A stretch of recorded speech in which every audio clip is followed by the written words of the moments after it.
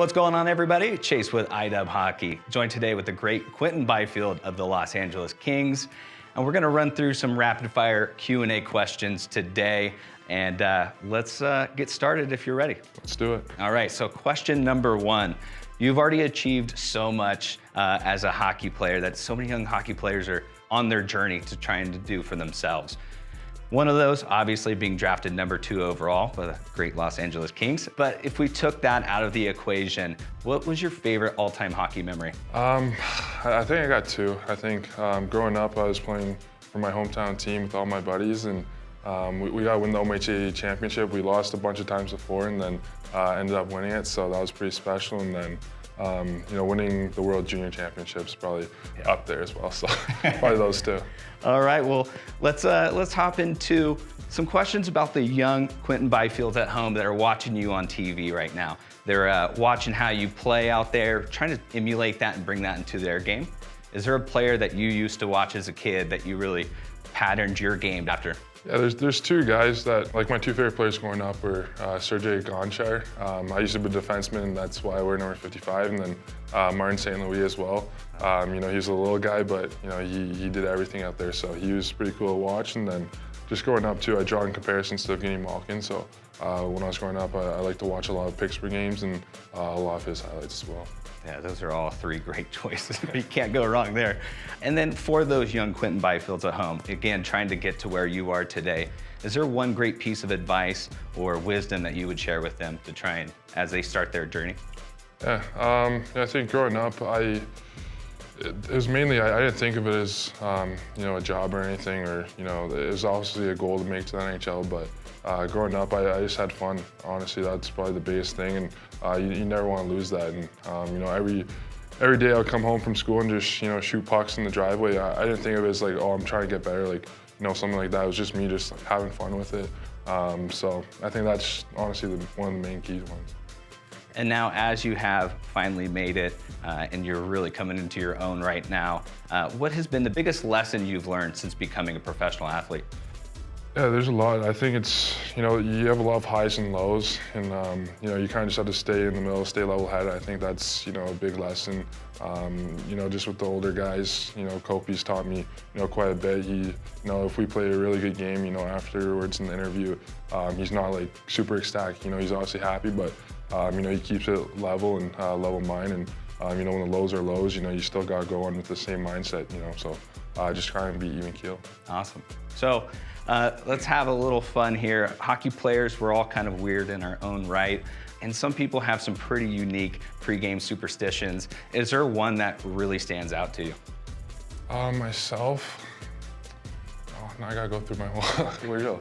I don't think so. I think there's one that I don't know if too many parents or nutrition are gonna like, but I usually have some Lindor chocolates before the game, right after my nap, so just a little sugar to get me going. Okay, well that leads us into the second part of that question.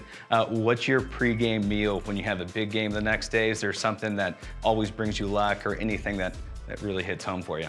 The night before is usually, I usually go with the steaks. I'll barbecue 2 steaks, then Brussels sprouts and potatoes, and then game day we go to a place in Hermosa Beach called Bottle Inn, a couple of us, and just pasta, chicken, and Italian wedding soup. So, yeah.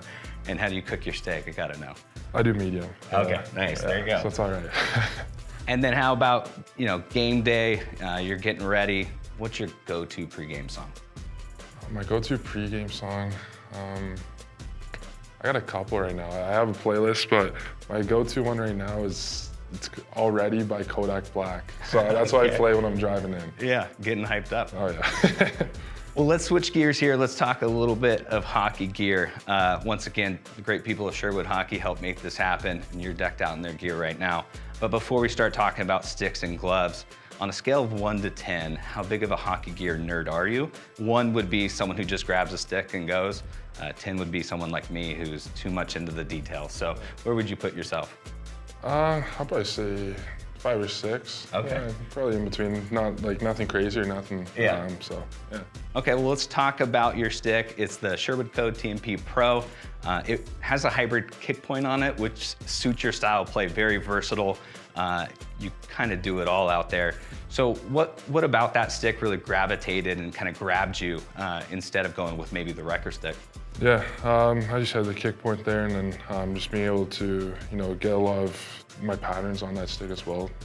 Use the P28 curve and the fat blade, and I kind of just felt good in my hands, honestly. As I said, I'm not too crazy, about all that, but just felt really good and gotten used to it. So you're using the PP28 with the max blade height. Yeah. And is that something you like to experiment with? Like, do you like trying different curves, or you found that and you're good now? When I was growing up, I always used the P28 curve, and then I used the thinner blade, like just the stock blades before, but just in the NHL, a lot of pucks are bobbling kind of. Faceals as well are super huge at the next level, so I just went with the thicker blade so I can just be a little bit better in those areas. And then how about the flex rating? What do you use? And again, do you like to try and experiment with different stiffnesses of the stick, or are you, again, pretty set? Yeah, I have in the past, but I think I'm pretty set. I use 80 flex, and then I cut it just over 4, so probably like 85 flex. Gotcha. And that's the sweet spot right now. Now, the biggest question people are going to want to know is, walk me through your TJ, and is there a specific reason why you do it? Or again, is that kind of what you've always done and that's what you're comfortable with? I've done a lot of different TJs in the past. I used to just do just the toe. And then when I was in Sudbury, my coach got mad at me about that because I'll lose the puck or something, and he'd be like, you need more tape on your sticks. And then I kind of went against it, and I did like the sock tape job. So I started like almost on my shaft and went, kind of just get back at him. Yeah. But then I kind of went down over the years, and then went black tape, white tape. But now I'm just stuck with the white tape and kind of just like an ankle sock. That's big. And then how about up top for your handle? Anything unique there? Yeah, my mom actually, she showed me how to do my knob. When I was younger, she used to tape my sticks, so she does a couple around the top, and then twist the tape, and there's a couple, so then your hand kind of candy cane style. Exactly, yeah, and then I just put purple grip tape on it. Oh, and nice. that's my yeah.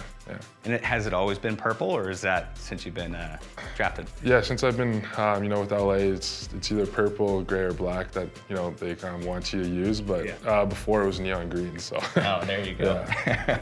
So let's talk about gloves too. You're also using the TMP Pros there. What was the first thing you noticed when you picked them up, and why did you settle on those? Yeah, I think the palms, I just felt like I can really feel my stick in the palms. Mm-hmm. I like that part as well. There's a lot of protection. You're always getting hacked and whacked when you're just protecting pucks. So, I think those two areas, really helped, and I felt comfortable. Okay. And gloves are really cool, especially this year with all the different uni setups you guys are wearing. We're actually at the headquarters and we saw the whiteout gloves, and they looked really sweet. We're checking those out. Is there a uni setup for the Kings that you like, that you really prefer? Whether it's like maybe the throwback purple or? Yeah, it's either the throwback purple. Those ones are really nice. I enjoy wearing those ones, but I think I like the silver helmets, so I like those ones. A lot of people don't like them on our team, the silver buckets, but that's my favorite one. Okay.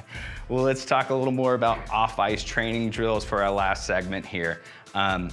This is a tough question. Would you rather do off-ice conditioning or off-ice like quick feet and explosiveness drills? Yeah, it's tough. I think they're both, both very important. I kind of mix them both. I think the cardio, I don't know if I enjoy doing cardio, but I think, in the long run, maybe that's something I'll probably go down with, yeah.